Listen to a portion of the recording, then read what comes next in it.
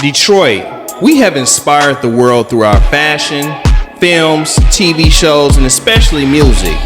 Whether you call us Motown or the Motor City, we are the culture. Detroit welcomes you to the Culture Conversations Podcast. Welcome to the Culture Conversations Podcast. I'm your host, Anthony Thompson II. Today, we about to have some fun, y'all, because we got a live action hero in the building. Straight Dexter boy from the West Side Player, Detroit. You know, we just want to give it up for my guy. Give me your name, bro. Alphonso settles. He said it so subtle. What's up, dog? What's up with you, man? You, man, Mr. Hollywood now. Man, not really, but, you know, I'm trying. Nah, you ain't trying. You doing your thing, man. Appreciate that, bro. Proud of you, dog. Appreciate it. For real. You come a long way, though, man. You come a long way. Yeah, man, just trying to grind it out, you know, just being from the hood and just, you know, doing these films, man, just trying to make a name for myself. Well, your name been ringing. It rang enough for you to get some rings out of state. Yeah, thankfully. Yeah. You know, they see the work, they see the grind. So, you know, Detroit right now is a hotbed, you know, for what we're doing in the film industry with this film and TV, man. So, you know, just trying to make it do what it do. What was the first film you ever did? First film? The first film I did was Ovid and the Art of Love. That was with John Savage from, he been acting like forever. You could look him up. He been in everything. We had Cordon Bleu from High School Musical was in that. That was my very first film as a featured extra, so I didn't have lines, but I had a lot of camera time with him. And, you know, being on set for, I want to say we was on set for about 9-10 hours, man, just kicking it with him, picking his brain for information. And I just took a lot of what he told me and applied it to myself, and here we are. What's the latest film now? The latest film, the latest one that just dropped is Housekeeper 2. Yes. We got some other stuff that I'm getting ready to go out of town, actually, in about another month and a half and shoot. And I got more stuff budding that we're just trying to work out the paperwork for. So tell me this in between from the first film to the latest film.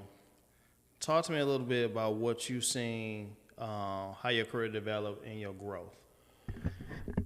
Well, I mean, from the first to now, you know, it's a significant change. I actually watched a movie that I did some years back, and at that time I thought I did pretty good, and really I did, but looking at it now, there's a ton of things that I would have did different. So I think the growth is there, just being comfortable, just being able to become the character that you're supposed to portray and make it believable as possible no matter what it is. So I just think, you know, the growth is significant, but the beautiful thing about the acting game is that you can always get better. Like Denzel Washington been acting forever, and he still has an acting coach. You see growth, and you see the growth. So I just think it's one of those things where you can never stop getting good. Do you feel like from your first film and you look back now, do you cringe? Do you be like, dang, I was trash? Or is it more like it's never I felt that I was baby? trash. I could just tell now there are different things that I would have did. Certain things, certain way I would have delivered the dialogue, certain facial expressions or just movements, you know, within the limitations of being blocked out. I would never say trash, but I definitely think that I'm better than I was 5 years ago. Did you do theater? Because I don't know about that part. Did you actually, I did. I don't really come from theater, but Okay. I did do a couple of plays early on when I first started, and the stage is cool. And don't get me wrong, the stage keep you sharp. I only ask it because we know a lot of the same people, and a lot of people you deal with came from theater. So I wonder, did you come from theater? So I don't necessarily come from it, but I did do it early on, and it's the stage keep you sharp, bro. Yeah. Like not only do you got to know your stuff, but you almost got to know everybody else. So if for some reason somebody's slipping line, and you can tell if they blanking, you got to be able to reel them back in. So you got to know your stuff and theirs, so to keep the continuity going, because the audience don't know. So if I'm looking at you and I know you're supposed to deliver something and I can see it in your face, like, oh, he don't know, I might give you some key lines to bring you back. Sometimes it might be one or two words and then you remember what you're supposed to say, and we just keep it going. I see some of them, like you mentioned Denzel. I see some of them going back to theater. They take a break. I noticed that some of the greats will take a break from film, then come back to theater. Yeah. Like Candy hit a gold mine, having something ready, and then he jumped on it. Yeah. You know, so Because like, it keep you sharp, bro. Keep you sharp. It's like sharpening the sword, you know, keeping it ready. So a lot of people, they will go duck off and do plays. You know, they might do some Broadway stuff and be doing that for like a year or two, especially if they don't got nothing booked, you know, on the film side of things. So they go do that, you know, maybe make some money, sharpen the iron, and then when they get ready to book something, they come back off tour and go and do that. I feel like with film, and this is from just me seeing the back end stuff, I feel like with film is yeah, you love the art, but it's gonna get the money. But then when it comes to stage, people that really, once you get to a level like a Denzel, them, they doing it to, like you said, sharpen and because they love it. Because like the pay is not even close. Yeah, no. Well, you know, don't get me wrong. I don't want to dare compare. If Denzel hit the stage, you best believe he getting top dollar. You know, a lot of the bigger name actors in Hollywood, when they go back to the stage, you know, they making some money, but at the end of the day, you have to have a love for the craft. They not getting $50 million a project. Yeah, no, or $20 million. They ain't doing that. But they making enough to sustain. But it is mainly more so for the love of the craft. Like you got to really love this and do this at a high level to get back on that stage. Because it's different from being in front of the camera. It's not the same. Yeah, I like the camera because you can cut. Exactly. Let me run that back. Yeah, you can get the best take out of it all, but when you're on that stage in front of that live audience, and then it's killer because you can't even see them. You look out there, all you see is lights. And then darkness. You know, see, I've worked theater behind on the production side. Never, you know, in front of the camera like that. It's crazy. And you're right. You cannot see that crowd. You hear them, you feel the energy, but you cannot see these people. So even when you walk out. Yeah, you really can't see them at all. Yeah, you can't see them. Yeah. So give us the, I want people to hear your story. You know, who you are, the essence of who you are, and what film, TV, what this art means to you. I mean, for me, man, I'm a workhorse when it comes to this. Like I take the craft very, very serious. So, you know, when you get me on your set, I'm gonna come prepared. You know, sometimes makeup ready, or if not, if they don't have an MUA, I'll do my own makeup. You know, a lot of guys. You can do your own makeup? Yeah, like a lot of guys, because I come from the modeling world, so, you know, we have to do that. And sometimes they might not have an MUA. You know, so if you don't have that and you don't want to go on camera naked, you got to do it. You got to figure out how to do it. And it was trial and error. You know, I learned and had to go to the Mac store and get my shade and all that and line it up. And I have no problems with doing it on my own. Who taught you? I'm actually self-taught. Like they told me to go in there, have somebody help you from the Mac store, and they'll line it up. They got girls in there that'll help you and kind of line it up with your skin tone, and then show you how to powder and do all the stuff that you need, get the shine off your head. So I prefer for a MUA to do it, but I know how to do it on my own if need be. So that's just something that you learn along the way. But what was the initial question? I forgot, just that quick. So the initial question was, I want to hear a little bit of your story. Oh yeah. The essence of who you are. Me, my story, man. I was born and raised in Detroit. You know, went to Detroit Mackenzie, graduated from there. You know, I'm from Dexter. That's my area. That's the hood that I grew up in. And you know, for me, man, I'm a workhorse. I love this acting thing, man. I love doing what I do, being in front of the camera, becoming somebody else. And you know, over the years, I've been blessed to gain some notoriety. You know, not only in my city, but in other places when I go. When I go to Atlanta and I go to Vegas, I go to Texas. Wherever I go, people recognize me for what I do, and I think that that's a blessing, and I appreciate it, and I never take it for granted. Detroit, we lit on the independent side. Yeah. I'm just gonna be real. Yeah, that's why I'm like, I can't wait. Like we in production now, and I'm excited about it. Yeah, and it's a grind. You know, I tell people that if you're gonna do this, man, you gotta really want to do it. And do it at a high level and be serious about it. If you think you're gonna get in for a quick check, or you just want to be in a Tubi movie, man, you ain't gonna last. You're gonna fizzle out real quick. But. I mean, for me, it's to build opportunities for the team. You know, we have a lot of talent in Detroit in front of the camera, but we also have a lot of talent in the background behind the camera as well. We do. And I just really want to help groom grow AT Network, the production studio, and just really help some careers blossom. So yeah, I love what you're doing, man. Tell them, like, how did you end up moving? Like, what made you do that? Well, I'm still here. I'm still in the city, but I'm in and out. You know, I'm in and out a lot, man, because it's like, in order for you to grow, sometimes you got to go. You know what I'm saying? So I do stuff here, but mainly I'm out. Like, I want to build relationships like I have. I got relationships with people all over the country in different places. And I've been blessed to sometimes I don't even have to audition. They just call me like, yo, Al, I got this. Think you might be a fit. I'm going to shoot you over the script. Let me know what you think.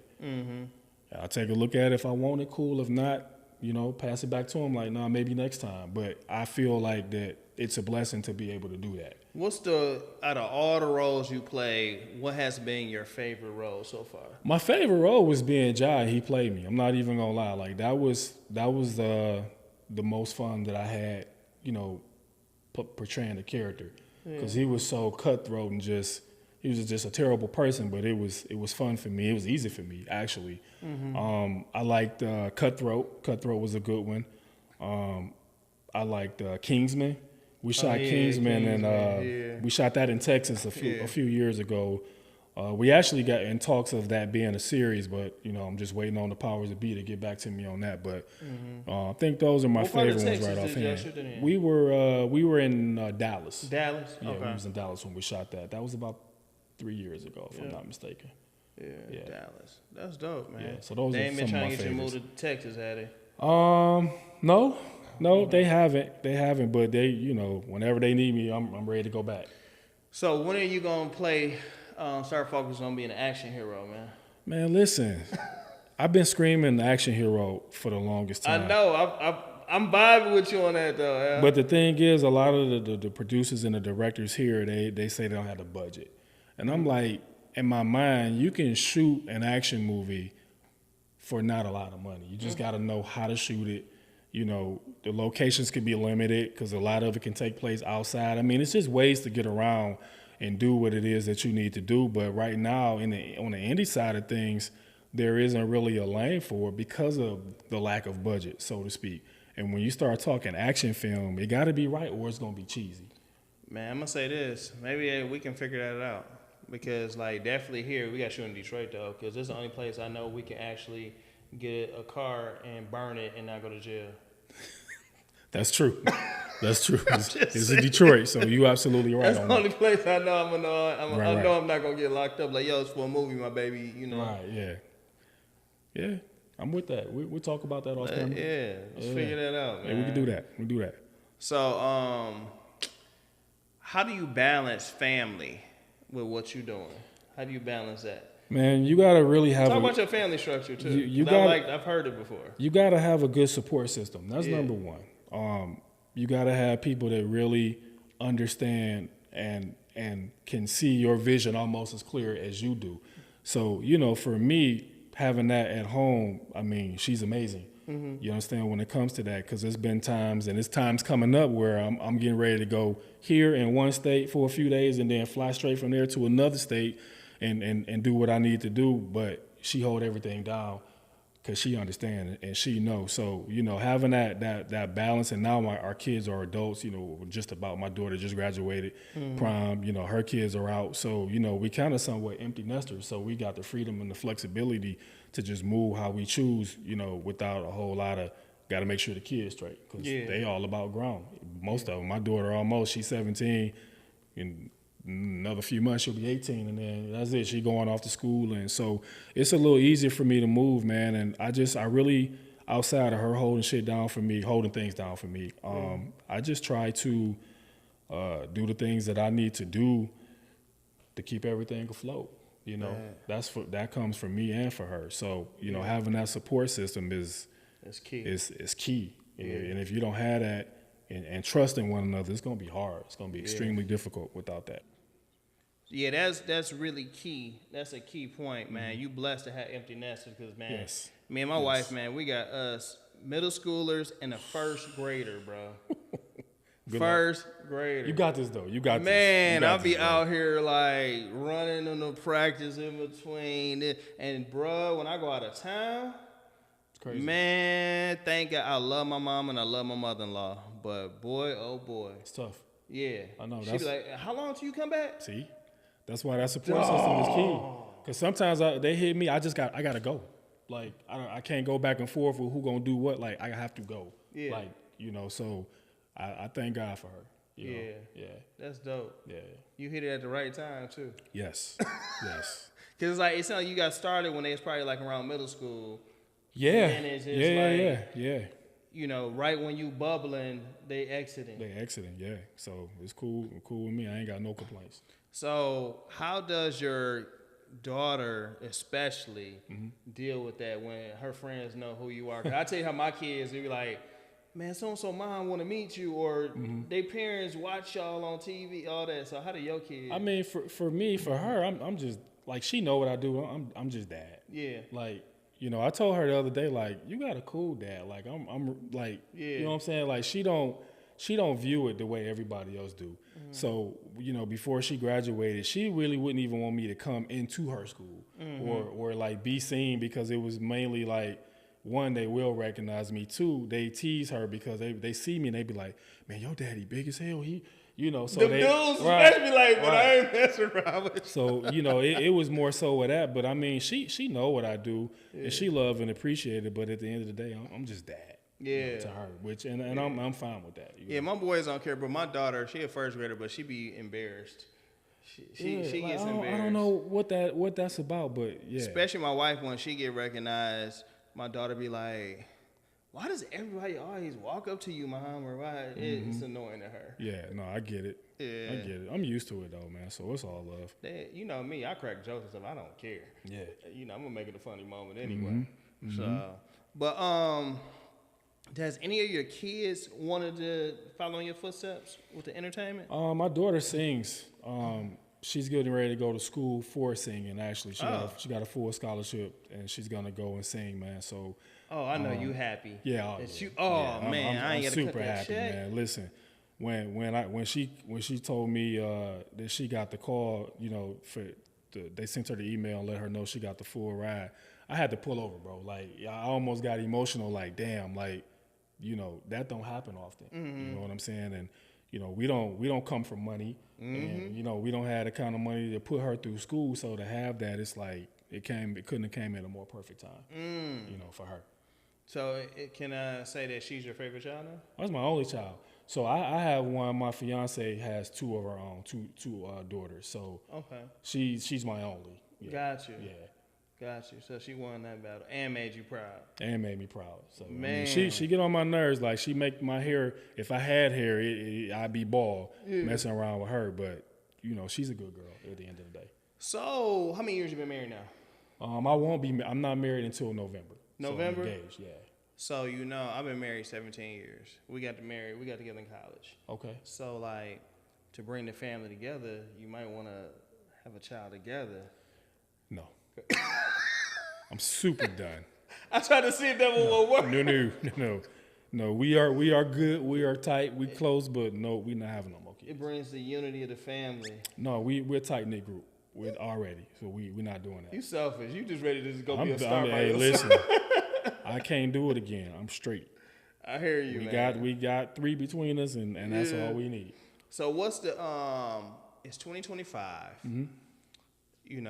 I don't really do that New Year's resolution stuff, none of that. I do more like goals. And so what are the goals that you're setting to go accomplish for this year? I mean, my goal, what I'm already working on, is just really to go mainstream at this point.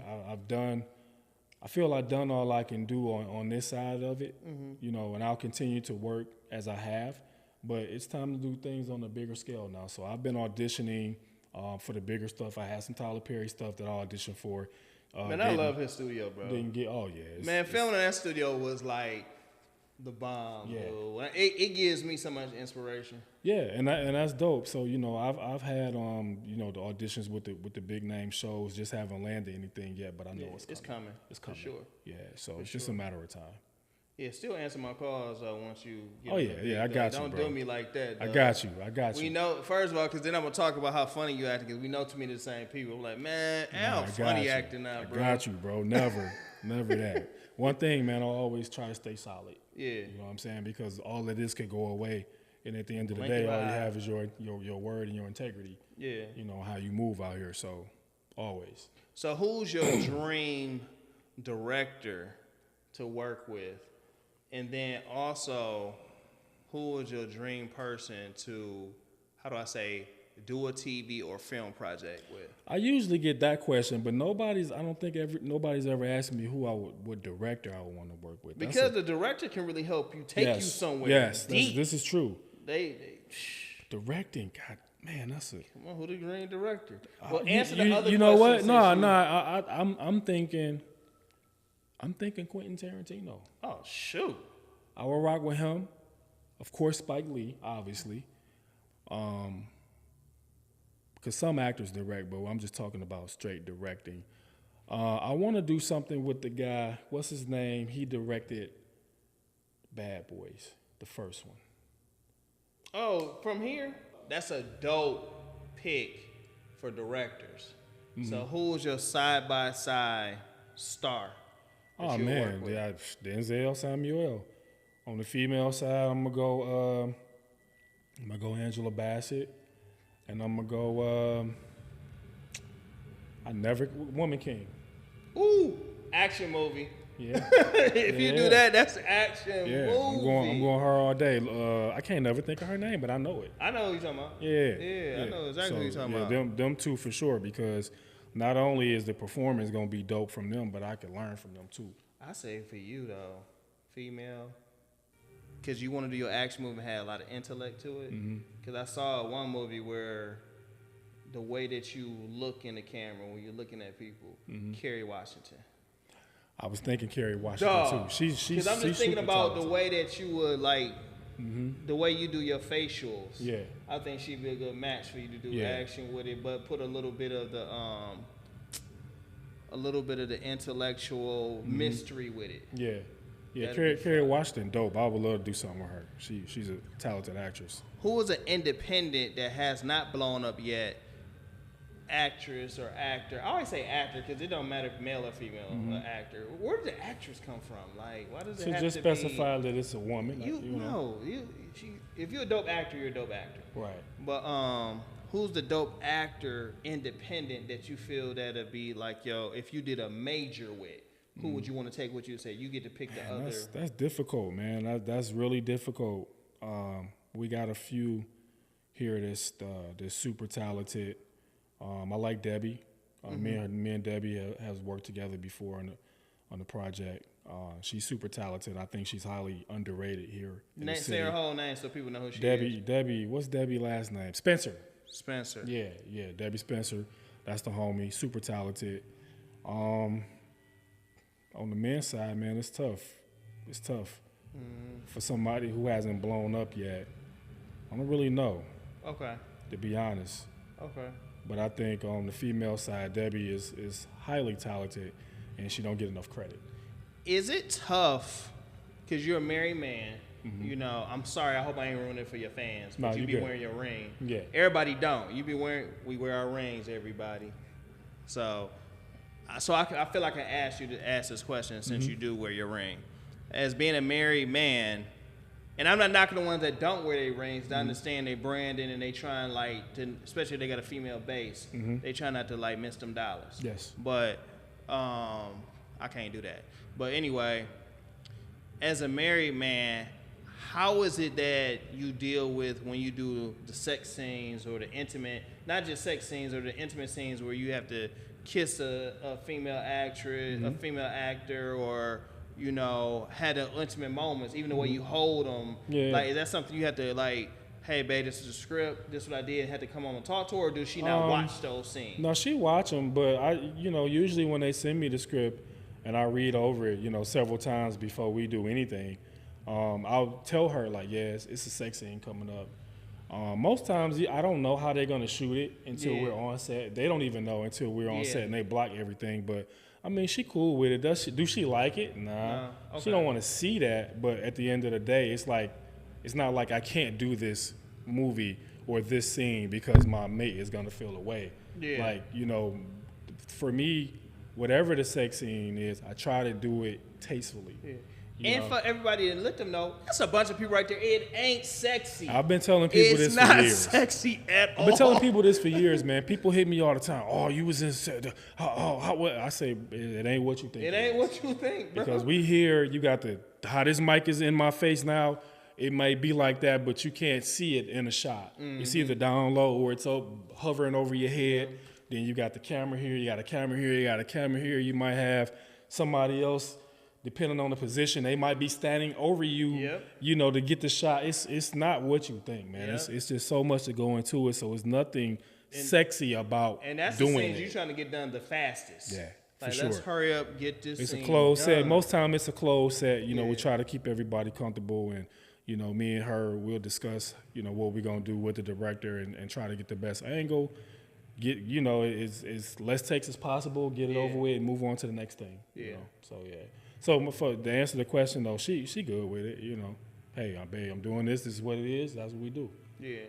I wanted to ask a married guy that question. Like, you know, I feel like you probably get more issues with the non-married guys that got girlfriends than you do with the wives. I just think it really depends again on your household, bro, and the level of trust that you got with your mate. You know, and at the end of the day, if you are doing those type of scenes and you got a woman at home or a man at home and they're insecure about what you're doing, it's gonna be a problem. It's gonna be a problem. It's gonna be a problem. They're gonna be insecure too on them travel dates, all that.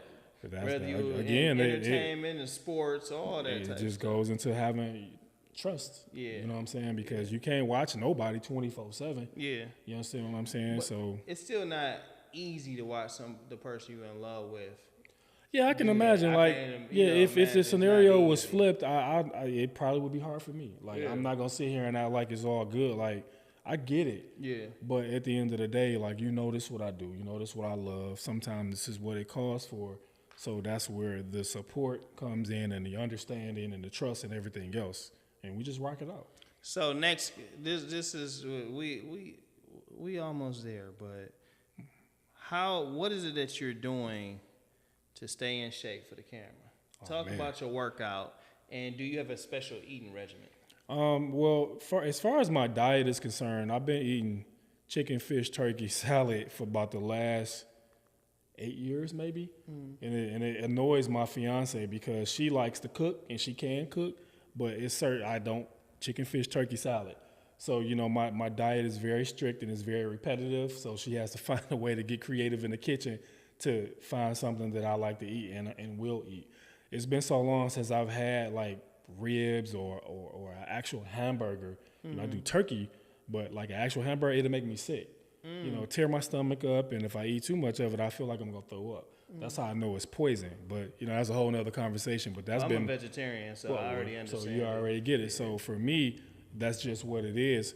As far as the workout, you know, before I started like lifting weights and being active in that aspect, I played semi-pro basketball. So I was always accustomed to, you know, getting up early, getting a run in, going to the gym by myself, getting shots up. You know, doing a lot of different drills that involve running and being in cardio, peak shape, let alone basketball shape. So once I retired and didn't do that anymore, it's like I just ventured and I take that same work ethic and I applied it to the weights, lifting weights. I take that same work ethic and I apply it to acting. You understand? The way I was competitive and sports and the way I prepare is the same way I prepare on this side, being in front of the camera. Yeah. So just, you know, my workouts, they change, but I get in the gym anywhere from 2 to 4 days a week, and then I might do something at home. So that work ethic that you talking about, use a workhorse. Yeah. It's been like that your whole life pretty much. And that's why I tell people, like, let your kids venture out, do different sports too, because it builds character. It builds work ethic. It builds teamwork, camaraderie, all that type of stuff. For sure it does. Yeah. Dope, man. Give everybody your social media, man. Man, catch me on Facebook at my first and last name, Alphonso Settles. If you're looking for me on Instagram, it's going to be Mr.Amazn1. So that's Mr. AMAZN and the number 1. Oh, Mr. Man, I like that. Man, we thank everybody for tuning in to the Culture Conversations podcast. It's Detroit to the world. What up, though, to everybody. And we always say Detroit is the city of God and Michigan is the state of abundance. We're claiming it. And we thank you all for tuning in, my guy. My guy. Appreciate you coming to tap in with us while you Always, home, man. always, man. Appreciate you. All right, y'all. Peace and blessings to everybody.